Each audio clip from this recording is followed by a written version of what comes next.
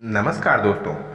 स्वागत है आप सभी का अगली कहानी में। बस में भीड़ देखकर एक पल के लिए तो मैं घबरा गई, पर ये आखिरी बस थी तो जैसे तैसे मुझे जाना ही था, नहीं तो फिर अपना पर्सनल ऑटो करके जाना पड़ता, जो कि इस ढलती शाम में मुझे ज़्यादा सुरक्षित महसूस नहीं हो रहा था।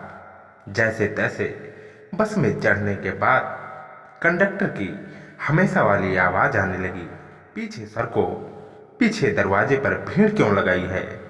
भीड़ में एक आवाज़ आई, भाई पीछे जगह कहाँ है, जो पीछे सड़कें। भीड़ की धक्का मुक्की में मैं दरवाजे से 2 सीट पीछे तक चली गई। मेरे आसपास कॉलेज की लड़कियां खड़ी हुई थीं। जब ये सब हो गया तो मेरी नज़र सीट पर पड़ी। उस पर मेरे बेटे की उम्र का, मतलब यही कोई 19-20 साल का एक लड़का मेरी तरफ देख रहा था। जैसे ही हमारी नज़रें मिली वो मुस्कुराया और बदले में मैं भी हल्की सी मुस्कुरा दी। कहाँ तक जाओगी आप? लड़के ने पूछा। बेटा मैं तो तीकमपुर तक जाऊंगी। उम्र में वो मुझसे 22-23 साल छोटा लग रहा था, तो मैंने उसे बेटा ही कहना उचित समझा। वो तो आखिरी स्टॉपेज है, आप बैठ जाइए, मुझे तो बस रास्ते में उतरना है। बस में और भी महिलाएं खड़ी थीं, पर उसका मेरे लिए सीट देना मुझे बहुत अच्छा लगा। ये वही सुखद अनुभव होता है जब आप महिलाओं की भीड़ में खड़ी हों और कोई आकर सिर्फ आपको चुने। मेरे 44 साल के जीवन में पहला अनुभव था। ये उसकी मनोकामना थी या भीड़ में व्यवस्था, इस बारे में मैं कुछ नहीं कह सकती थी, मगर सच बताऊं तो मैं कुछ कहना भी नहीं चाहती थी, क्योंकि जिस पल ये हुआ वो बस कुछ सेकंड का था, पर इतना मधुरम था कि सोचने समझने की क्षमता समाप्त सी हो गई थी। सिर्फ उसकी आंखें और हल्की सी मुस्कान मेरे सामने थी, जिसके जवाब में मैं उस वक्त पता नहीं क्यों पर उसकी तरफ देखकर मुस्कुराने लगी। इस बार भी मैंने उसकी मुस्कान का जवाब अपनी मुस्कान से दे दिया। मैं मुस्कुराकर थैंक यू बोलते हुए सीट पर बैठ गई। मैंने बैठते ही सबसे पहले अपनी गोद में सब्जी का थैला लगकर बैठ गई। वो मेरी आंखों में सवाल भरी नज़रों से देखता। मैं अनजान बनी कोई प्रतिक्रिया नहीं देती, सिर्फ उसकी तरफ देखकर नज़र हटा लेती। शायद मेरी इस प्रक्रियाहीन रवैयों को उसने हाँ समझा और एक जोरदार सुखद अनुभव करा दिया। मेरे लिए ये एक अचानक मिले अनुभव जैसा था। मैंने ये सब होने की इतनी ज़्यादा उम्मीद नहीं की थी। मैंने उसकी तरफ देखा तो मेरी ही नज़रों का इंतजार कर रहा था। मैंने पल भर नज़र मिलाकर तुरंत हटा ली। शायद इसको उसने ग्रीन सिग्नल समझा और अपना प्रेम भरा अनुभव साझा करने लगा। ना तो मैं इस पर कोई प्रतिक्रिया दे रही थी और ना ही मेरे दिमाग में कुछ बातें सूझ रहा था। वो जो कुछ बातें कर रहा था मैं बस महसूस करे जा रही थी। मुझे इस बस में प्रेम भरा का आनंद आ रहा था। थोड़ी ही देर में उसके पूर्ण आकार की प्रेम भरी बातों का दबाव मेरे बातों पर था। उसके हर बातों में अब मैं भी अनुभव का लाभ उसके प्रेम भरी बातों पर साझा कर रही थी। ये गति इतनी सूक्ष्म और बस की गति के अनुकूल थी कि मुझे नहीं लगता किसी ने इसे नोटिस किया होगा।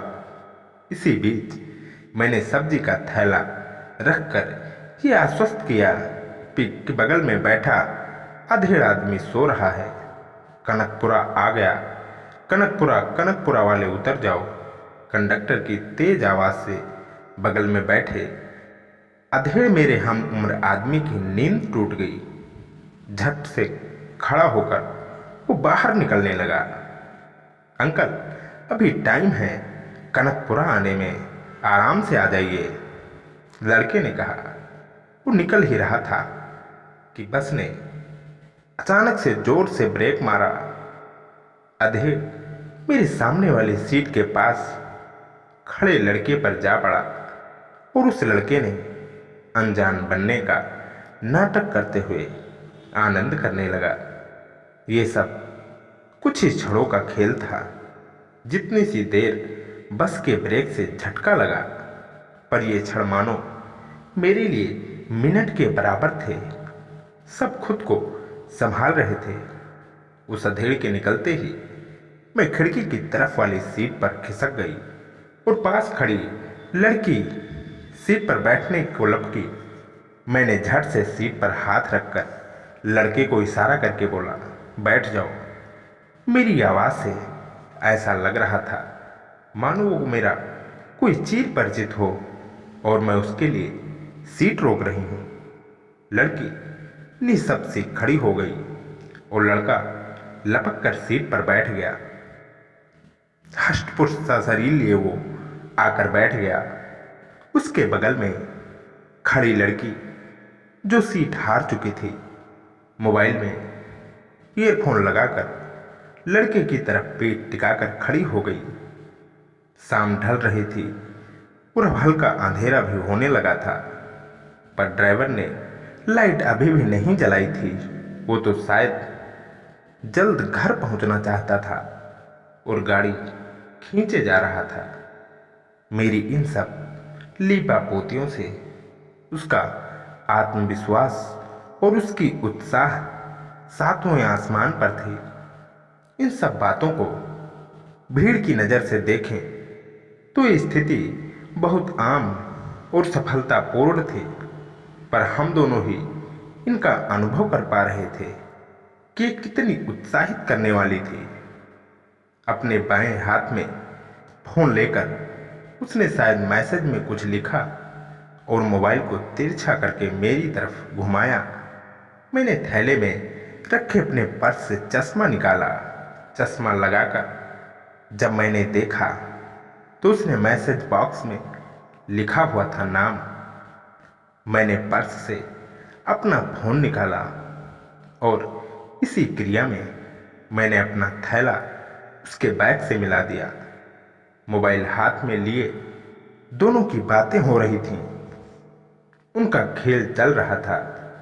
मैंने जवाब अपने फोन के मैसेज बॉक्स में लिखकर हाथ थैले पर टिकाकर उसको दिखाया। रंजना, और तुम्हारा? उसने अपना जवाब दिया, तरुण। क्या हम दोनों नंबर अदल बदल सकते हैं? चश्मे से आंखों पर जोर देकर मैंने उसका मैसेज पढ़ा। हम दोनों ने कहाँ से शुरू किया था और कहाँ जा रहे हैं? नंबर दे दिए तो कहीं कोई बड़ी प्रॉब्लम खड़ी न हो जाए। इसी ऊहापोह के बीच उसकी मायूसूम सी सूरत पर छाई निश्चल मुस्कान ने मेरे सामने बड़े बड़े सवालों के जवाब एक पल में दे दिए और बिना कुछ ज़्यादा सोचे समझे मैंने अपना मोबाइल के इनबॉक्स में नंबर लिखकर उसको बता दिया। नंबर मिलते ही उसके चेहरे की चमक ही बदल गई और उसने तुरंत मेरे नंबर को अपने फ़ोन में सेव किया। फ़ोन अपनी जेब में रखकर धीरे से फुसफुसाया, मेरा स्टॉपेज 5-7 मिनट में आने वाला है। इन शब्दों का मेरे मन पर गहरा आघात लगा। मैं इस पल में जिंदगी भर जीने को तैयार थी। कंडक्टर चिल्लाया, शंभूनगर आने वाला है, शंभूनगर वाले आगे आ जाओ। ये सुनकर उसने मेरी तरफ मुस्कान भरी नज़रों से देखा। मैंने भी मुस्कुराकर उसे जाने की इजाज़त दे दी। उसने बैग को लटका लिया। फिर वो मेरी ओर हाथ हिलाता हुआ दरवाजे पर पहुंच गया। वहां खड़ा वो मुझे देखे जा रहा था। जब मैं भीड़ में से निडर उसे देखे जा रही थी, आखिर बस रुकी और वो मेरी तरफ हाथ हिलाता हुआ झट से नीचे उतर गया। मैंने जवाब में जो हल्का हाथ हिलाया वो शायद उसने देखा भी नहीं था। तभी आवाज आई, चलो उस्ताद। बस चल पड़ी। वो हाथ हिलाए मुझे विदा दे रहा था और मैं जवाब में हाथ हिलाए इसे उधेड़-बुन में थी कि क्या यह सब बातें यहीं खत्म हो जाएगा या ये सिर्फ एक शुरुआत है। दोस्तों, कैसी लगी आप लोगों को यह कहानी? लाइक और कमेंट करके अपनी राय जरूर दें। कहानी को शेयर करें। अगर आपको ऐसे ही प्रेम की नई नई कहानियाँ सुनना पसंद है तो चैनल को ज़रूर सब्सक्राइब कर लें।